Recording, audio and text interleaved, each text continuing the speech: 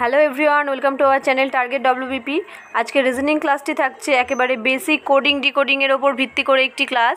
আমরা তোমাদের অঙ্ক এবং রিজনিং বোঝানোর ওপর গুরুত্ব দিয়ে থাকি, সুতরাং আর দেরি না করে শুরু করা যাক। কোডিং ডিকোডিং জানতে গেলে সবার প্রথমে তোমাদের যে বেসিক ব্যাপারটা জানতে হবে সেটা হলো এবিসিডি এ থেকে জেড পর্যন্ত যে লেটারগুলি সেগুলোর নাম্বারিং করা, অর্থাৎ নাম্বার জানা। তো আমরা এখানে প্রথমেই এরকম এবিসিডি এম অবধি লিখব।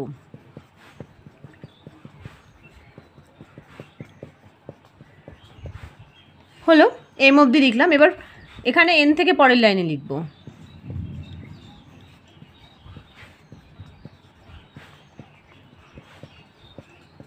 বোঝা গেল? এবার এর প্রত্যেকটা আমরা নাম্বারিং করব, অর্থাৎ এর মান 1 2 এভাবে 3 4 করে 8 9 10 11 12 13, আবার এন থেকে 14 15 16 17 18 19 এভাবে 26 লিখেই দিই।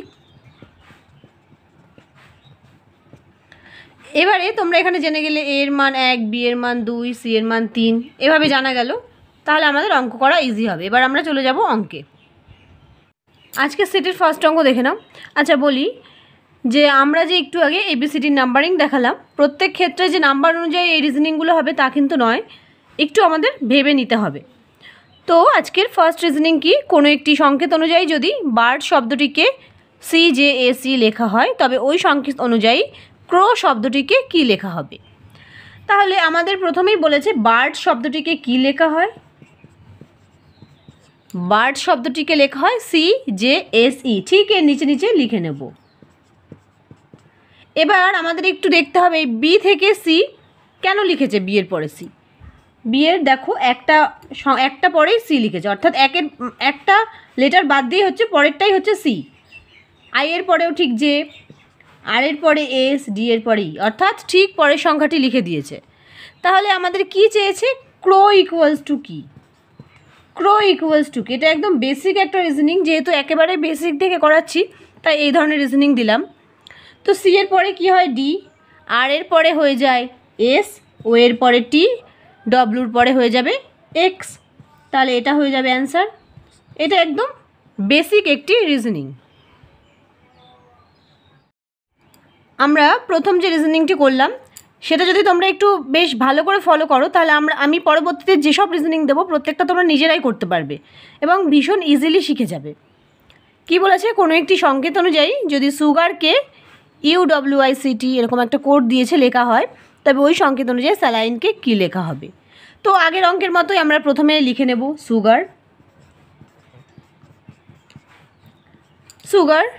সুগারকে কি লেখা হয় UWICT।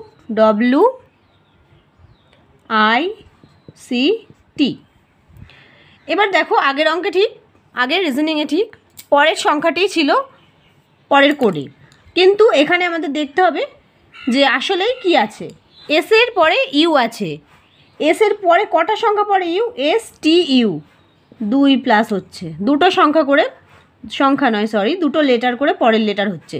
ইউ এর পরে UVW, জি এর পরে GHI, এর পরে ABC দুটো করে হচ্ছে, অর্থাৎ +2 করে হচ্ছে পরের সংখ্যাগুলো। কি চেয়েছে, স্যালাইন।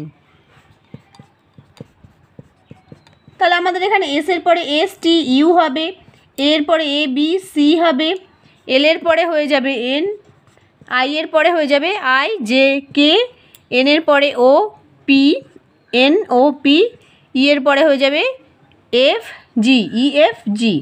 তাহলে এটা হয়ে যাবে অ্যান্সার। বোঝা গেল?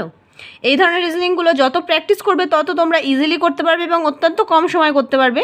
তখন তোমরা দেখেই বুঝতে পারবে যে কীভাবে কী প্রসেস ফলো করেছে। যেহেতু প্রথম থেকে শিখবে সেক্ষেত্রে কিন্তু একটু মন দিয়ে শিখতে হবে এবং ভীষণ রকম প্র্যাকটিস করতে হবে এই ধরনের রিজনিংগুলো টাইমের মধ্যে করতে গেলে। নেক্সট 3 নম্বর রিজনিং দেখে নাও কোডিং ডিকোডিং থেকে। আগের যে দুটি রিজনিং দিয়েছি একদম ইজি বেসিক রিজনিং, এবার এই রিজনিংটা একটু অন্যরকম, একটু খেয়াল করবে। কি বলেছে, যদি সামার শব্দটিকে কোনো সাংকেতিক ভাষায় TWPQJX লেখা হয় তবে উইন্টারকে ওই ভাষায় কি লেখা হবে।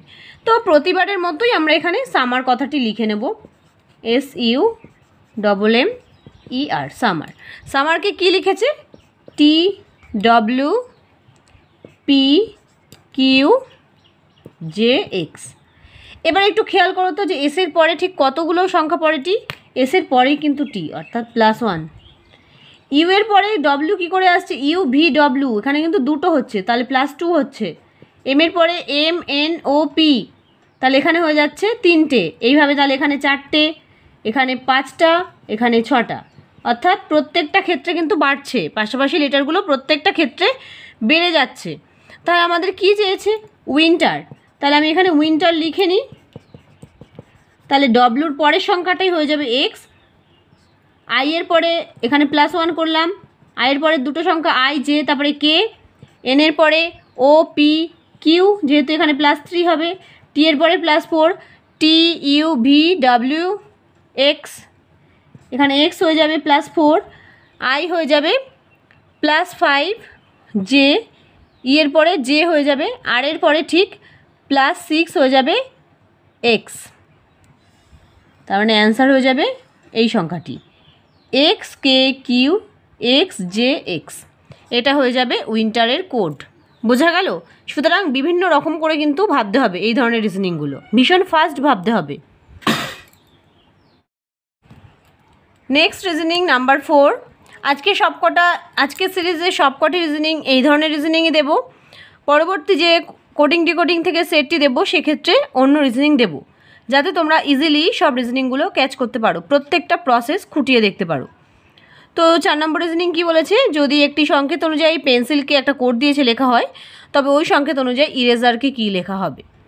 তো অ্যাজ ইউজুয়াল আমরা এখানে পেন্সিল কথাটি লিখে নেব। লিখলাম পেন্সিল, পেন্সিলের কোডটা ঠিক যা বলেছে ঠিক এখানে সেটাই লিখে নেব, RHPEKO।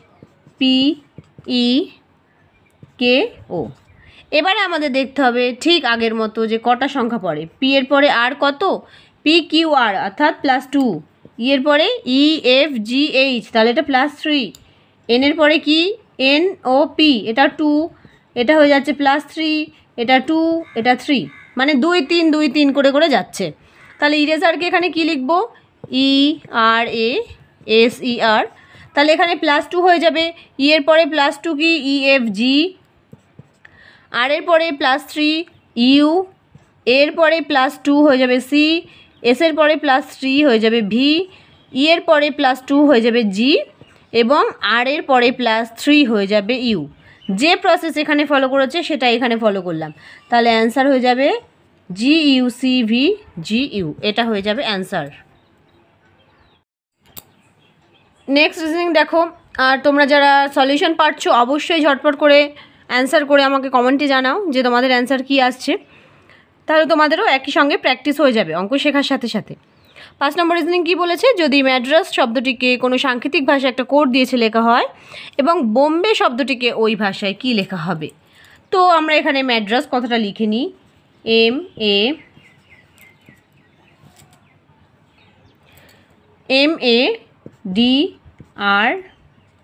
MADRAS, কি লিখেছে ODHVDU।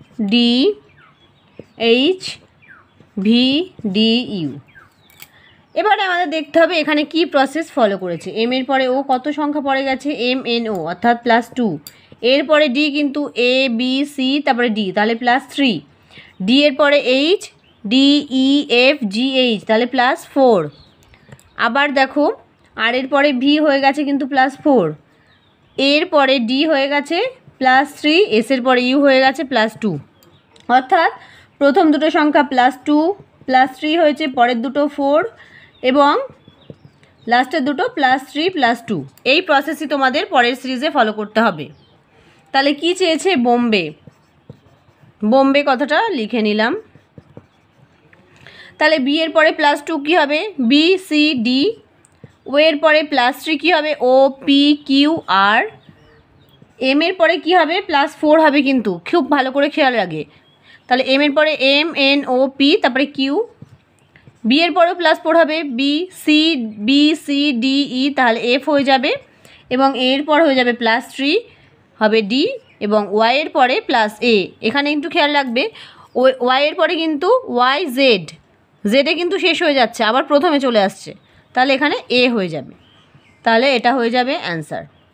তোমাদের যদি সেটটি ভালো লাগে অবশ্যই কমেন্টে জানাতে পারো, তাহলে আমি এই ধরনের রিজনিং আরও নিয়ে আসবো এবং এই কোডিং থেকে আরও বিভিন্ন ধরনের প্রসেস তোমাদের ক্লাসে করাতে থাকবো। এটা হয়ে যাবে রাইট অ্যান্সার। ভিডিওটি ভালো লাগলে লাইক করে বন্ধুদের সঙ্গে শেয়ার করবে।